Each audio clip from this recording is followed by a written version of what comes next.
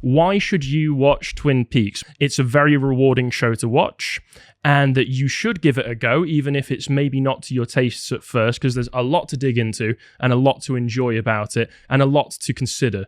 Didn't really get it at first, and I thought, oh, okay, people are watching this because it's, early 90s, it's kind of a callback, it's kind of this hipstery thing of, oh, look at this quaint 90s show, and then I started watching a bit more, and then all of a sudden, I was just like, I get it.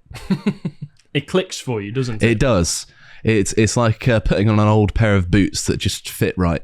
That's but yeah, I think that it starts off, you think, okay, this is a cut and dry murder mystery. I've seen hundreds of these before. It's a very commonly used trope, and then all of a sudden, more and more things start creeping in, and you get these sort of almost television, daytime TV drama storylines, but not in the way that you know of them, in a sense. And it's done in a sort of quirky way where people actually seem to have their own personalities. They're not just an extension of the writer's will to move a plot. David Lynch is very well known, mainly as a surrealist filmmaker. He's made a few more straightforward films like The Elephant Man. I don't know if you could call Dune straightforward, but for him it's more straightforward, and particularly The Straight Story, which the title says it all. But he's mainly known for his surrealist paintings, his surrealist films, his surrealist television shows and shorts that he put up on his website back in the day. But the thing is that I find that the way he uses surrealism, like you say, is basically to accentuate and highlight some of the strangeness that occurs in everyday life. One of the things that he and the co-creator, Mark Frost, when talking about the show, is not to be dismissed. He is one half of the primary creative team. He is the driving force behind most of the supernatural lore of the show, because it's not much of a spoiler to say that this show is definitely supernatural. When you look at Lynch's other works, you could say there are supernatural elements to it, but mostly it seems that most of his films exist within a dream reality or dreamscape of the characters themselves, where it's interpretive imagery meant to show their mindset. This is very definitively a supernatural mystery show. Well, yeah, this show was the show that inspired the X-Files, as far as I'm aware. At least that's what I've been told. A lot of things, and I think the inspiration and influence that this show has had is overstated in some ways and understated in others. I think some people overstate it as though it created prestige television. There had been film directors involved with television before and after Twin Peaks. There had been longer storylines on television before Twin Peaks, like in the soap operas, which the first two series were kind of emulating, commenting on, and some would say satirizing. Yeah, there's an element of satire there. But the influence of Twin Peaks is more in the approach it took to the storytelling and the tone and storytelling techniques that it used. This was the first time, outside of maybe The Prisoner, where surrealist filmmaking was brought with a decent enough budget to television. And once again, what makes this so interesting for me is this is a supernatural plot told through the eyes of a very talented surrealist filmmaker.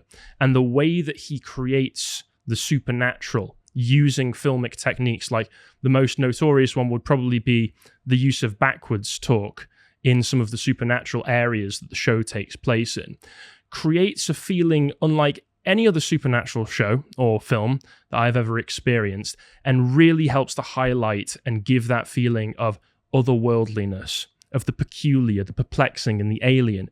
These creatures that the characters are interacting with are truly outside of the realm of human understanding. They're playing 4D chess with one another, where the human characters cannot truly comprehend what kind of mess they've got themselves into by interacting with these beings. But in most shows that try and tackle that kind of cosmic horror, almost that Lovecraftian horror, they do it in very standard ways. They do it in the, ooh, here's something spooky, here's something in the dark, here's something where you can't really understand it because we're not giving you enough information. There's parts of that. But the way that it's depicted in this is far more effective than anything else I've seen. No, very much so. And I think it's got its very own sort of approach to it that I've not really seen elsewhere other than in other David Lynch work, I think. And I think that the way they go about it, they're not trying to be scary. It's not like there's no elements of horror really. I would disagree there. There's definitely horror elements to the show, and not to the level of like a horror movie. There's certainly things that are meant to make you afraid, but it's not necessarily elements of, you know, conventional building blocks of, say, a horror plot. But it makes you unsettled, is the point I'm trying to make. It's meant to be unnerving. There's a sort of uncanny valley where things resemble reality in a way that you think you understand it, but then it gets twisted in a way in which you might not initially be able to comprehend. But also it's done quite well in that these changes to how you would perceive the world are sort of rule-based, and eventually you can figure things out. And I think one good thing that is done is that you can, just by paying attention to the show, figure out some of the rules rather than actually just being explicitly told. And I think that there is still a certain amount of characters explaining the plot to one another when they're figuring it out, but there are still things that you, the audience, have to put together yourself, which I quite like. And that also means that the uncertainty, the unfamiliarity, all of a sudden takes on a sort of personal element, because you've got to put the pieces together. It's not going to necessarily be done for you in all cases, and so you almost feel a bit invested in trying to solve these mysteries, just as the characters you're following do. And I think that that's just a sign of good filmmaking, although it's a TV show. But and good writing as well. You're absolutely right there that it's a mystery show that, in the same way that, say, a Sherlock Holmes story would expect you to follow the clues and be able to figure them out perhaps before Sherlock Holmes does. You're in a race with the characters. Twin Peaks draws you into the mystery and presents you with enough of the pieces to be able to put some solutions together. Some people think that there is an overarching answer to the entire show. I don't think that thematically that there is an overarching theme that really cements down a meaning to every single scene in the whole show. But I think in terms of the narrative pieces, you are given enough that you're able to figure out a lot of what's going on in a way that's really engaging, in a way that it expects a certain level of intelligence from the audience. And like you say, there are expository scenes, but they are the characters figuring out along with the audience. The characters who deliver that exposition are often in the position of the audience when they've been confronted with something completely bizarre and unknowable, and they're taking the information that they know and trying to explain it. And when there are bits of the plot that are necessary for you to be able to start putting the pieces together properly, the show isn't afraid to just have somebody explain it to you, particularly in the film Fire Walk With Me, which kind of acts as an interlude extended episode of the show, transitioning from the second to the third series. There are bits near the beginning of that where you have Kiefer Sutherland's character outright asking, what does this mean, to one character? And he just says, well, here's what this means. But then when you get to the bits that are very important to keep the mystery going, and he asks a question, the guy says, well, I can't tell you that right now.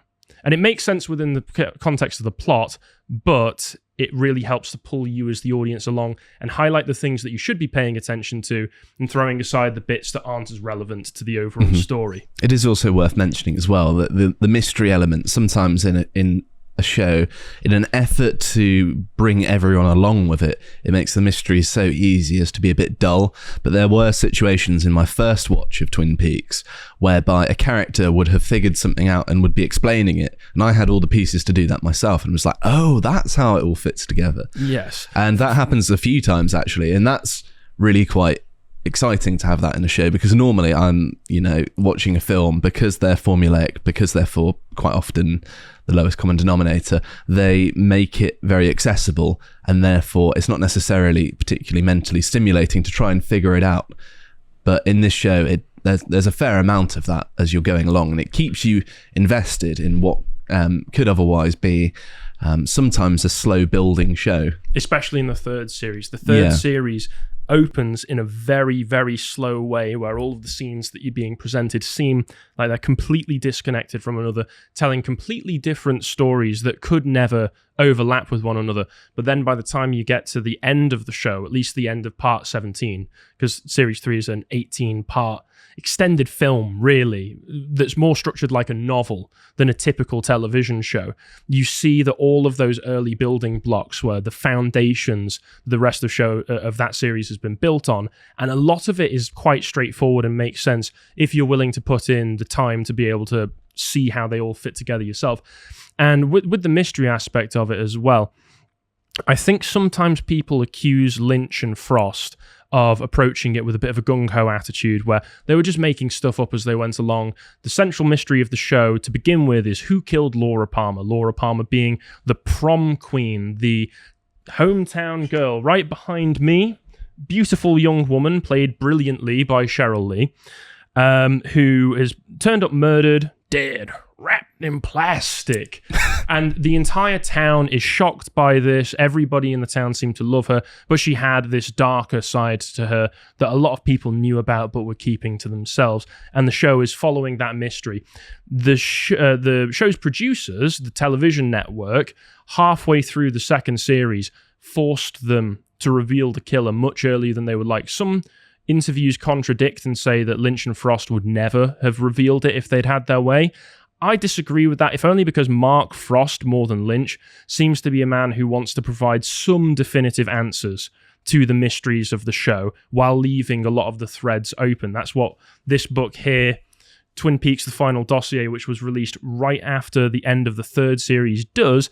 It leaves the primary mysteries of what's going on in the town open, but closes the threads on a few of those parts of the mystery which weren't as important, but help to they both help to understand what's going on and provide more questions to try and consider what is happening, and potentially if there are different timelines going on and other such things. But I think that Mark Frost probably would have had it at the very least that in the last episode of the original planned series that you would have realized who the killer was. To watch the full video, please become a premium member at lotuseaters.com.